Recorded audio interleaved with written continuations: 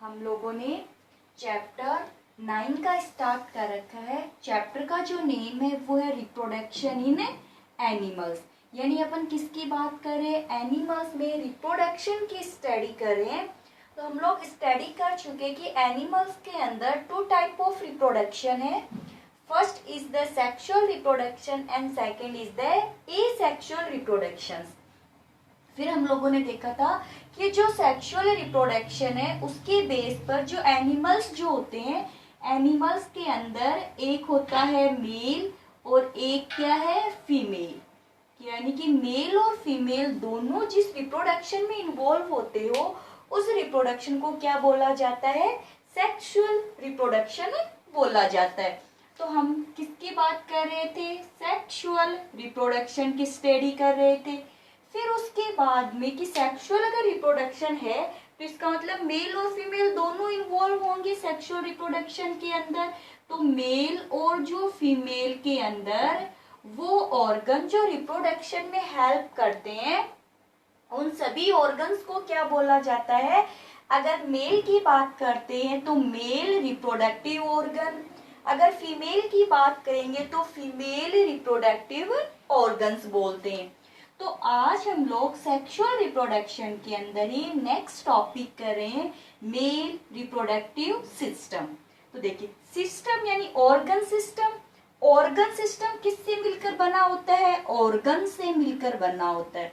तो mail reproductive system का क्या मतलब हुआ कि some organs are involve in the reproduction in the male is known as male reproductive system, यानी कुछ ऑर्गन्स है जो मिलकर के रिप्रोडक्शन में हेल्प करते हैं मेल के अंदर, तब उनको क्या बोला जाता है, मेल रिप्रोडक्टिव सिस्टम बोला जाता है। तो टॉपिक क्या हो गया, मेल रिप्रोडक्टिव सिस्टम।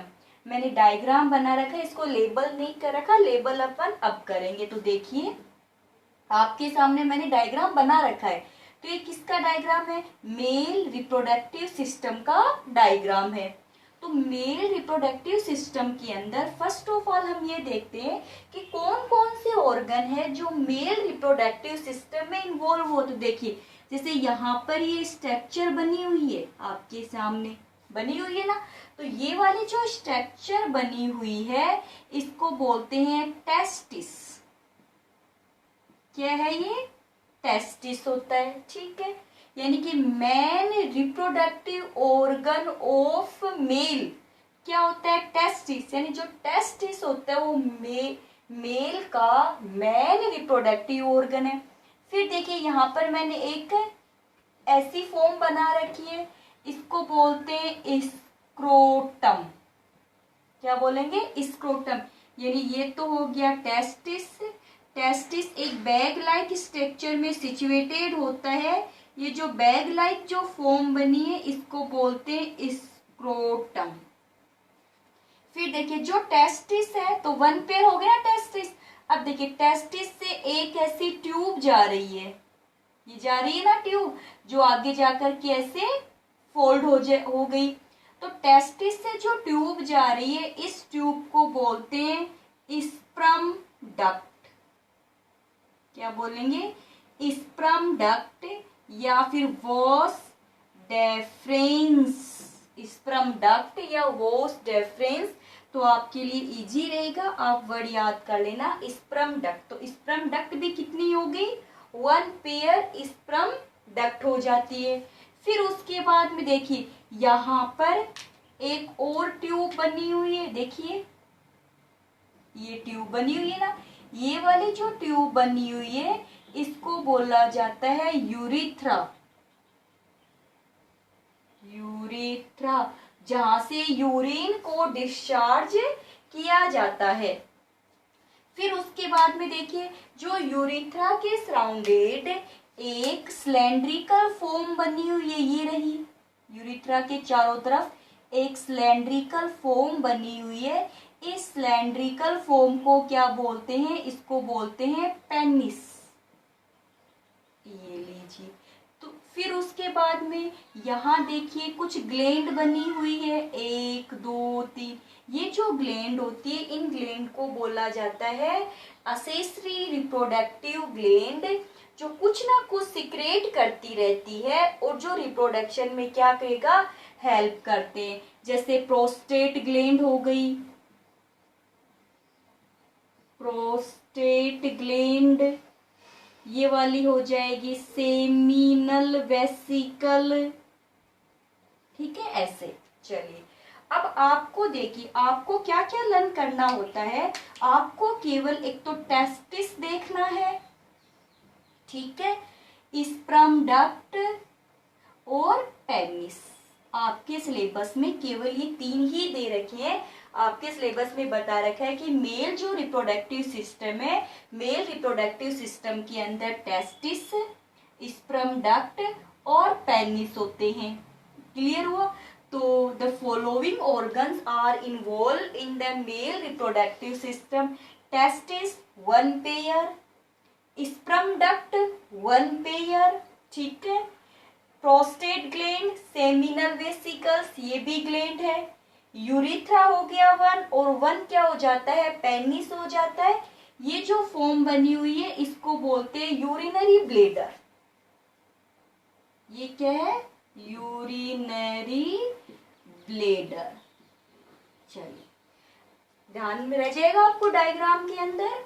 ये टेस्टिस है, टेस्टिस किस में सिचुएटेड होता है, स्क्रोटम में, एक बैग लाइक फॉर्म में।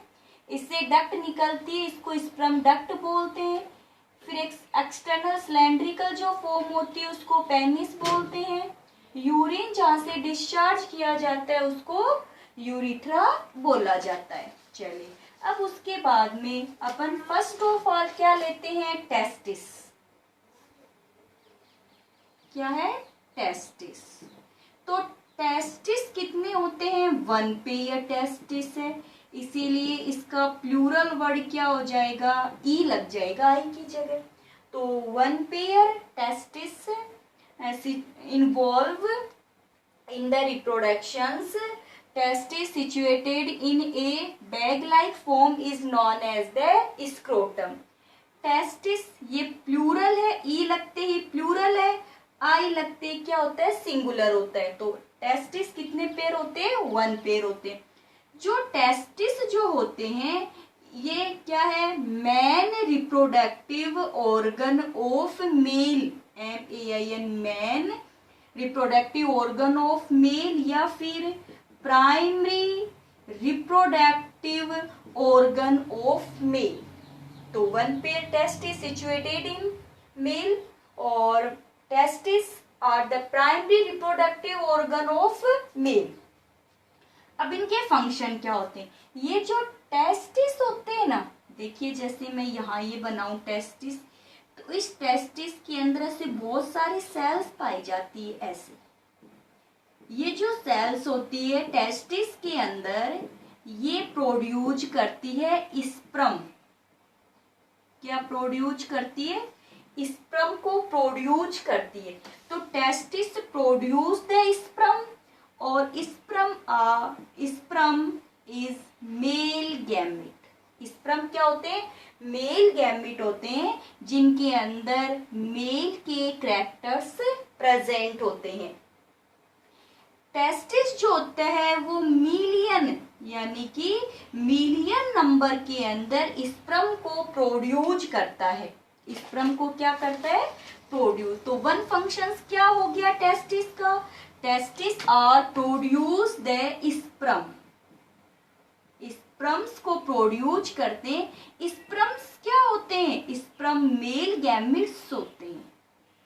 क्या होंगे, मेल गैमेट्स हो जाएंगे। सेकंड एक फंक्शन हो गया स्पर्म को प्रोड्यूस करना, और सेकंड जो फंक्शन होता है टेस्टिस का वो होता है testis secreted a hormone is known as the testosterone. Testosterone hormone को अब हार्मोन क्या होते हैं, जैसे मान लीजिए जो टेस्टिस की कुछ सेल्स होती है वो एक प्रोटीन का बना हुआ फ्लूइड सिक्रेट करती है, तरल पदार्थ सिक्रेट करती है। तो प्रोटीन का बना हुआ जो तरल प्रोटीन है, लिपिड्स है, इनके बने हुए जो तरल पदार्थ होते हैं उनको क्या बोला जाता है, हार्मोन्स बोला जाता है। अब ये टेस्टोस्टेरोन जो हार्मोन्स का क्या काम होगा, जैसे मेल या बॉयज के अंदर से फेशियल हेयर आ जाते हैं, दाढ़ी मूछ आ जाते हैं, उनकी जो आवाज होती है वो थोड़ी ज्यादा हेवी हो जाती है, दिखने में वो मेल की जैसा दिखाई देता है, तो वो सभी कैरेक्टर्स कौन लेके आते हैं, ये हार्मोन्स लेके आते हैं। ठीक है, तो मेल के अंदर secondary sexual characters, secondary sexual characters लाने का काम किसका होता है, टेस्टोस्टेरोन हार्मोन का होता है, जिसका मतलब फेशियल हेयर आना, दाढ़ी मूछ का आना, आवाज जो होती है साउंड हेवी हो जाती है। ठीक है, चलिए तो आपको याद रह जाएगा ना कि टेस्टिस का क्या काम होता है, मेन क्या काम होता है, स्पर्म को प्रोड्यूस करना होता है। फिर देखिए स्पर्म डक्ट, तो एक ये ट्यूब होती है, ठीक है, जो किसको कैरी करती है, स्पर्म को कैरी करती है, यानी टेस्टिस से स्पर्म को लेके जाने का काम किसका होता है, स्पर्म डक्ट का होता है। तो बस आपको इतना ही ध्यान में रखना है कि sperm duct carry the sperm from the testis to seminal vesicles. कहां से कहां तक लेके जाती है, टेस्टिस से सेमिनल वेसिकल्स के अंदर ये लेके जाती है। फिर आपको ध्यान में रखना है, पेनिस ध्यान में रखना है कि पेनिस क्या होता है, ये एक सिलेंड्रिकल फॉर्म होती है, सिलेंड्रिकल फॉर्म है, और मेल का एक्सटर्नल यानी बाहर का रिप्रोडक्टिव ऑर्गन होता है, जो रिप्रोडक्शन में हेल्प करता है, जिससे एक तो रिप्रोडक्शन में हेल्प होगी और सेकंड क्या होगा, इसे यूरिन को भी डिस्चार्ज किया जाएगा। यूरिन ह्यूमन का लिक्विड एक्सक्रीटरी सब्सटेंस होता है। ठीक है, लिक्विड एक्सक्रीटरी जो सब्सटेंस यानी लिक्विड उत्सर्जी पदार्थ है, जो खराब चीजें होते हैं यानी लिक्विड फॉर्म में हो, तो सिलेंड्रिकल फॉर्म होती है। एक्सटर्नल पार्ट होता है, ये कौन सा होता है, एक्सटर्नल पार्ट है, सिलेंड्रिकल फॉर्म होती है, जहां से यूरिन और स्पर्म यानी कि सीमेन दोनों को क्या डिस्चार्ज किया जाता है। अब जैसे मैं नोटबुक में लिख दिया है, आपको नोट्स में दिए कि ये किसको डिस्चार्ज कर रहा है, यूरिन और स्पर्म दोनों को। तो इस जो स्पर्म या फिर जो स्पर्म के साथ साथ में एक लिक्विड होता है, इसको सीमेन बोलते हैं, और ये सीमेन कौन सीक्रेट करती है, सेमिनल वेसिकल्स। कि यहाँ से देखिए जो स्पर्म होंगे वो डक्ट के थ्रू होते हुए कहाँ आ जाएंगे, सेमिनल वेसिकल्स। तो सेमिनल वेसिकल्स में स्पर्म के साथ साथ एक तरल पदार्थ भी मिला दिया जाता है, वो जो तरल पदार्थ होता है उसको सीमेन बोला जाता है। फिर उसके बाद में देखिए हम जो टॉपिक की बात करते हैं कि स्पर्म क्या है, तो आप देखिएगा अपन बात करते हैं स्पर्म की।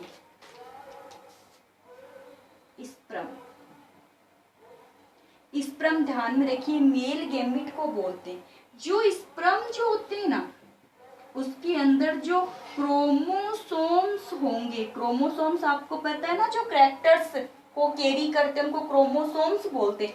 तो यहाँ अपन देखते हैं कि ह्यूमन के अंदर मेल की बात करते हैं, तो वैसे तो देखो क्रोमोसोम के नंबर कितने बताए थे मैंने लास्ट वाले चैप्टर के अंदर, 46 बताए थे।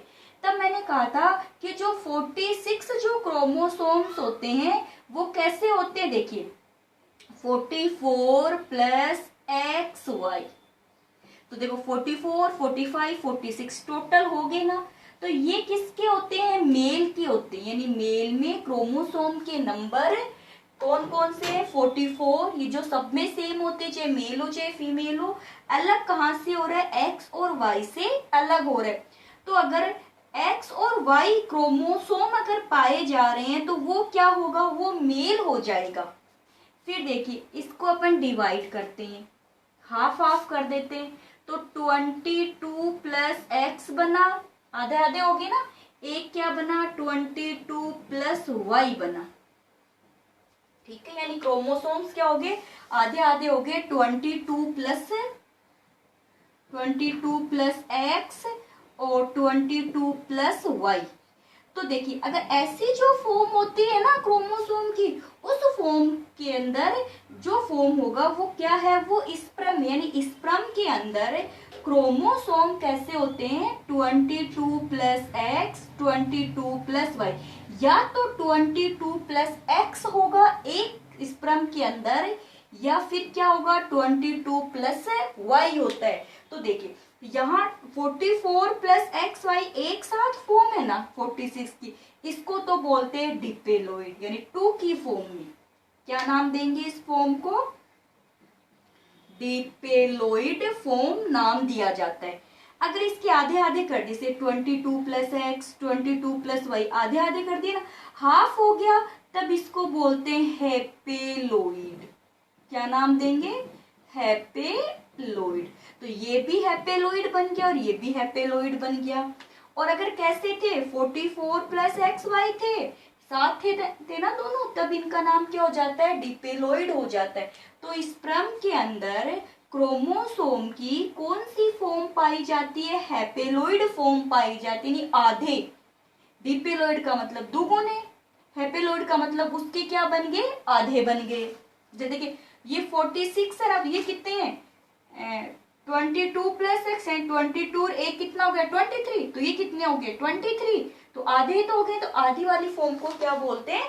हेपेलोइड बोला जाता है। फिर बात करते हैं कि जो स्पर्म जो होते हैं वो यूनिसेलुलर है। स्पर्म की फॉर्म कैसी होगी? यूनिसेलुलर फॉर्म के अंदर क्या होते हैं? स्पर्म होते हैं। स्पर्म के अंदर क्रोमोसोम कैसे होते हैं? हेपेलोइड होते हैं। जो स्पर्म होते हैं, स्पर्म के अंदर अपन पार्ट बनाते, एक तो हेड पार्ट बनाएंगे, एक टेल नेक रीजन बनाएंगे, और एक इसकी क्या बना देंगे? टेल बना देंगे ऐसे। ठीक है, तो ये जो फॉर्म बनती है, ये जो फॉर्म बनी है किसकी बनी है? ये स्पर्म की स्ट्रक्चर बन जाती है। जैसे मैं ये वाला यहां से हटा दूं, तो अपन बात करते हैं स्ट्रक्चर ऑफ स्पर्म। क्या लेते हैं? Structure of sperm. कि जो स्पर्म है, स्पर्म के अंदर स्ट्रक्चर ऑफ स्पर्म, स्पर्म को प्रोड्यूस कौन करता है? टेस्टिस प्रोड्यूस करता है। कि जो स्पर्म होते हैं उनको अपन 3 पार्ट्स में डिवाइड करते हैं, हेड रीजन, मिडल, ठीक है, ये नेक रीजन भी बोल सकते हो, और एक क्या हो जाएगा? टेल। तो स्पर्म की structure divide into the 3 part, head, middle and the tail. इसका जो हेड जो रीजन होता है उसको अपन बनाते हैं इस टाइप से, ऐसे। ये हेड बन गया। फिर आते आते ये कौन सा रीजन बन जाएगा? Neck region. और नेक रीजन से या मिडल वाले रीजन से क्या निकल गई? टेल पोर्शन निकल गया। इसका जो हेड वाला जो रीजन होता है, हेड वाले रीजन के अंदर यहाँ पे एक कैप बना देते हैं ऐसे। ये कैप बन गई, बीच में ये बन गया न्यूक्लियस, ठीक है, साइटोप्लाज्म, क्योंकि सेल है ना, ये यूनिसेलुलर है, तो न्यूक्लियस, साइटोप्लाज्म, ऑर्गेनल सभी प्रेजेंट होंगे। बीच वाले रीजन को क्या बना देते हैं? मिडल, ठीक है, और ये इसकी क्या बन जाती है? टेल बन जाती है। और ये बीच वाला पोर्शन इसका ये हो गया हेड रीजन, और ये हो गया न्यूक्लियस। अभी अपन ने बात की थी कि जो न्यूक्लियस जो होता है, यानी ये यूनिसेलुलर है, नेक्ड आई से सीन नहीं होते, माइक्रोस्कोप से सीन होते हैं। तो कैसे होते हैं स्पर्म? यूनिसेलुलर हेपेलोइड फॉर्म है। इसमें हेड, मिडल और टेल पोर्शन होता है। इसका जो हेड वाला जो पोर्शन होता है उसमें न्यूक्लियस पाया जाता है, और न्यूक्लियस के अंदर क्रोमोसोम की जो फॉर्म होती है वो हेपेलोइड फॉर्म होती है। मींस या तो 22 प्लस एक्स होंगे या 22 प्लस वाई होंगे। जैसे मान लीजिए ये स्पर्म की स्ट्रक्चर बना रखी है, तो इसमें या तो क्रोमोसोम के नंबर 22 प्लस एक्स होंगे या फिर 22 प्लस वाई, इसमें से एक ही होगा। और ये कैसे बने अभी मैंने वापस से बता देती हूँ कि कितने होते हैं? 46 होते हैं। इसको 44 प्लस एक्स वाई में लिखते हैं, यानी कि अब इसको अपन जब डिवाइड करते हैं तो 22 प्लस एक्स या 22 प्लस वाई बनता है। अब यहाँ पर अपन बात करते हैं, इसका जो हेड वाले रीजन की बात होगी, इसमें न्यूक्लियस होता है जिसमें क्रोमोसोम के नंबर हेपेलोइड होते हैं, 22 प्लस एक्स या 22 प्लस वाई होता है। फिर इसका ये हो गया मिडल रीजन, फिर होता है टेल। इसकी टेल एक कैसी होती है, थ्रेड लाइक फॉर्म में होती है। टेल का क्या काम होता है, स्पर्म को मूवमेंट करवाने का काम करते हैं। कि देखिए मैंने बताया था ना आपको कि टेस्टिस से स्पर्म कहाँ जाते हैं, स्पर्म डक्ट में जाते हैं। स्पर्म डक्ट में सेमिनिकल वेसिकल से तो यूरिथ्रा और पेनिस के थ्रू बाहर डिस्चार्ज कर दिए जाते हैं, यानी बाहर निकाल दिए जाते हैं। तो इसका मतलब उन्हें मूवमेंट हो रहा है। तो टेल का क्या काम होता है, स्पर्म के अंदर लोकोमोशन प्रोवाइड करवाना।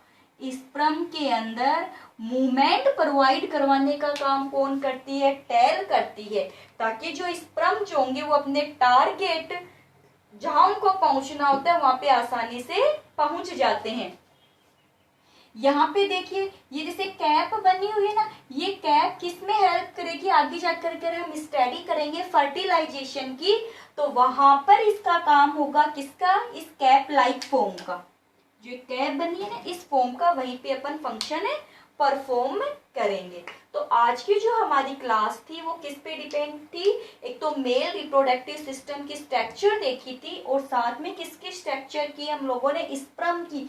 आपको वापस से एक्सप्लेन कर दूं, स्पर्म यूनिसेलुलर है, हैपेलॉइड फॉर्म होती है क्रोमोसोम की। इसमें हेड रीजन, मिडल रीजन, जिसको नेक रीजन भी बोल सकते हैं, और टेल पोर्शन पाया जाता है।